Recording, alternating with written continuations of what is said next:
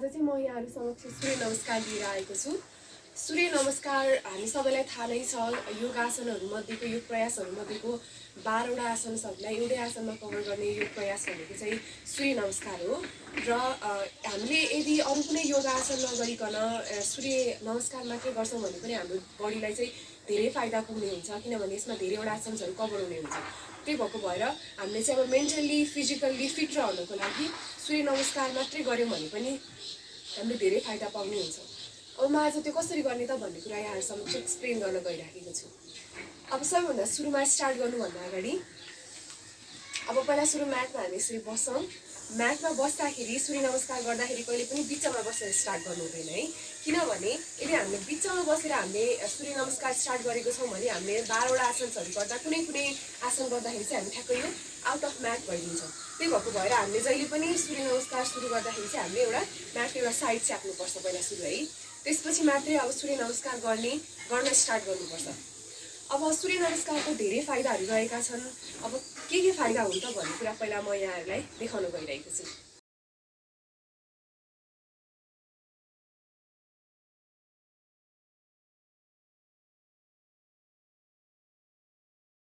सूर्य नमस्कार गर्न सुरु गर्न गइरहेको छौं। सबैभन्दा सुरुमा म्याटको छेउमा यसरी आफूलाई ठ्याक्क स्टार्ट गर्ने ठाउँ तोकिसकेपछि अब म कसरी गरेर देखाउँछु स्टेप बाइ स्टेप। म यहाँहरुलाई सास कसरी लिने छोड्ने कुरा पनि बिस्तारै बताउँदै सुरु गर्न गइरहेको छु है। सुरुमा सबै सासहरुलाई पहिला यसरी भित्र लाने, यसरी सास तानिसकेपछि प्राणायाम गर्दै त्यो सास छोड्ने। छोडिसकेपछि सेकेन्ड स्टेपमा यो हातलाई बिस्तारै माथि लगेर जिउलाई पछाडी बङ्ग्याउने।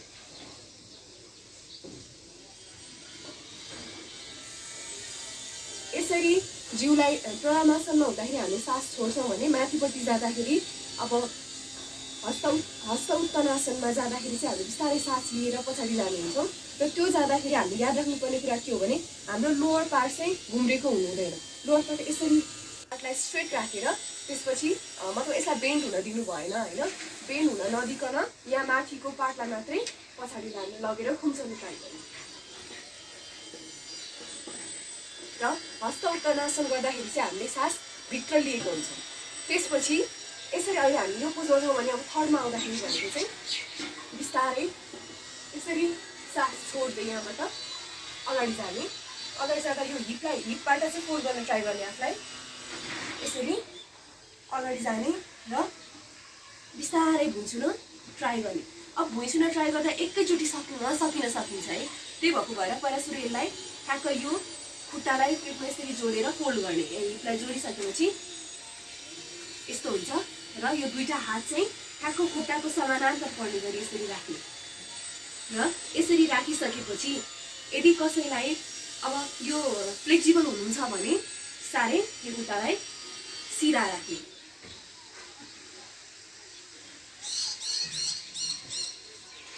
यसलाई पदहस्तासन भनेर भन्छन्। अनि यो बेलामा चाहिँ हामी सास छोड्ने हुन्छ है, एक्सेल गर्नु पर्यो। त्यसपछि हाम्रो यो दायाँ खुट्टालाई पछाडिपट्टि लैजाने बिस्तारै। र यो एउटा खुट्टा पछाडी लगिसकेपछि जुन अगाडिपट्टि रहेको खुट्टा हुन्छ त्यो खुट्टा चाहिँ दुईटा हातको बिचमा हुनु पर्यो। यो पन्जा मजाले खोलेको हुनुपर्छ र गर्दाखेरि यो भुँडाले जमिनसँग चाहिँ 90 डिग्री बनाएको हुनुपर्छ। यसलाई भन्छ अश्व सञ्चालनासन। र यो गर्दाखेरि अब यसरी माथि हेरेर सास लिने।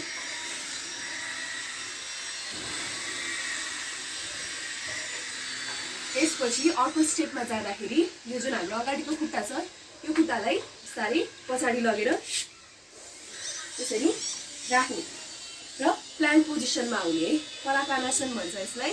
र यो बेलामा चाहिँ अब हामीले सास लिने छोड्ने केही नगर्ने, जे सास छ त्यसलाई होल्ड गर्न ट्राई गर्ने, सास रोक्ने। र रोक्दाखेरि अब यो जुन पछाडिको जिउको कुरामा चाहिँ हाम्रो यो पछाडिको पार्ट यसरी माथि गएको पनि हुनु हुँदैन र यसरी झुलिएको पनि हुनु हुँदैन है। ठ्याक्क बिचमा स्ट्रेट लाइनमा सास रोकेर एकैछिन बस्ने।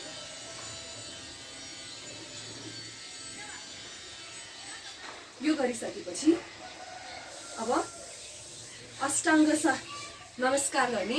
र त्यो गर्दाखेरि भनेको चाहिँ अब यो खुट्टा जुन छ यसलाई घुँडालाई भुइँमा टेक्ने र दुईटा खुट्टालाई पछाडितर्फ पल्टाउने अनि यो छाती र चिउडोलाई पनि भुइँमा छोएर सास छोड्ने।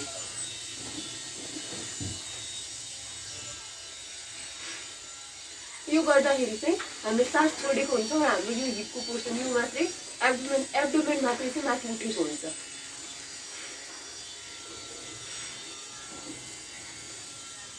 सकेसम्म यो हातलाई यस्तो राख्नु नजिक राख्नु पाएन भने त्यसपछि बिस्तारै भुजङ्गासनमा जाने। अब भुजङ्गासनमा जाँदाखेरि चाहिँ हाम्रो यो दुईटा हात जमिनमा यसरी टेकेको भयो र बिस्तारै शरीरलाई उठाउन ट्राई गर्ने। उठाउँदाखेरि जसलाई चाहिँ यो ब्याकमा प्रब्लम छ उहाँहरूले चाहिँ यतिकै मात्रै यो एल्बोलाई टेकेर यतिकै गर्न सक्नुहुन्छ है। तर जसलाई ब्याकमा प्रब्लम छैन उहाँहरूले अलिकति उठ्न सक्नुहुन्छ र यो उठ्दाखेरि पनि यो जुन हाम्रो कुइनो छ यसलाई यस्तो सिधा नगर्ने, थोरै बेन्ड गर्ने अनि यो दुईटा सोल्डरलाई कानको पछाडितिर लैजाने ट्राई गर्ने यसरी। अनि यो गर्दा सास लिने, इन्हेल गर्ने भुजङ्गासन है। त्यसपछि यो गर्दाखेरि हाम्रो खुट्टा चाहिँ स्ट्रेट बाहिर गएको हुनुपर्छ है। र ढाडहरूमा कसैलाई समस्या छ, पछाडि ब्याक प्रब्लम भएको मान्छेले यति मात्र। त्यसपछि बिस्तारै यसरी उल्टो भी बन्न ट्राई गर्ने। बिस्तारै खुट्टा भित्रभित्र लिएर आउने र यो खुट्टालाई सकेसम्म यसरी सिधा नै जमिनमा पुरै नै टेकाउन ट्राई गर्ने र यो बेलामा सास छोड्ने। यसलाई हामी पर्वतासन भन्छौँ। यो गर्दा सास छोड्ने है।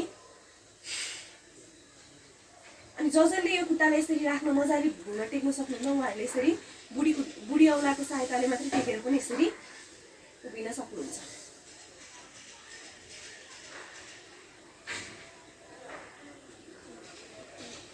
यसपछि अघि हामीले दायाँ खुट्टालाई पछाडि लिएर आएको थियौँ, अब बायाँ खुट्टालाई नै पछाडि राखेर दायाँ खुट्टा अगाडि राख्नु पर्यो। अघि खुट्टाको उल्टो खुट्टा चेन्ज हुनुपर्छ है। त्यो गर्दाखेरि अब एकैचोटि यो दुईटा हातको बिचमा खुट्टा लगाउन सकिँदैन भने बिस्तारै बेन्ड गर्ने, अर्को खुट्टा अपोजिट खुट्टा, त्यसपछि दुईटा खुट्टाको बिचमा हात लगेर राख्ने। दुईटा हातको बिचमा खुट्टा राखिसकेपछि यो घुँडालाई जमिनमा 90 डिग्री हुने गरी अघिको जस्तै गरी नै यसरी उठाउने र एउटा खुट्टा पछाडि दिनेछ। अनि बिस्तारै माथि हुने सासभित्र तान्न ट्राई गर्ने। अश्व सञ्चलासन।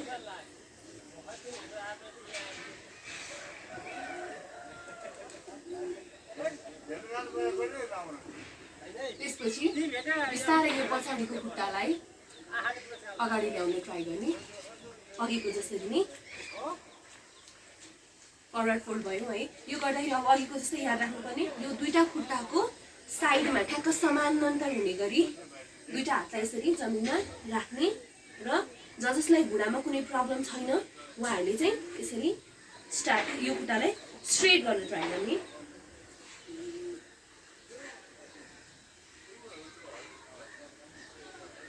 पदहस्तासन भयो यो।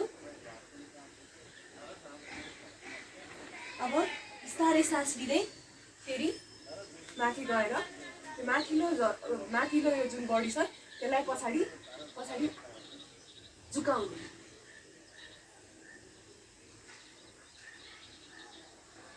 यो झुकाउँदाखेरि चाहिँ हाम्रो यो जसलाई चाहिँ यो ब्याक इस्युजहरू छ उहाँहरूले चाहिँ नगर्ने है। त्यसपछि त्यो बिस्तारै सास लिँदै यसरी माथि आउने। सास हामीले यसरी लिँदा चाहिँ यसरी पछाडि जाँदा चाहिँ सास लिएको हुन्छौँ, त्यही भएर अब अगाडि आउँदा त्यो सास छोड्दै आउने है। यस्तो यहाँनिरबाट सास लिँदै हामी माथि गएको। अब सास छोड्दै प्राणायामासन गर्दै सकाउने। अब म एकचोटि फेरि एकचोटि रिपिट गर्न गइरहेको छ। अब यो साइडबाट मैले गरेँ, अब एकचोटि त्यो साइडमा बसेर गरेर देखाउँछ है त।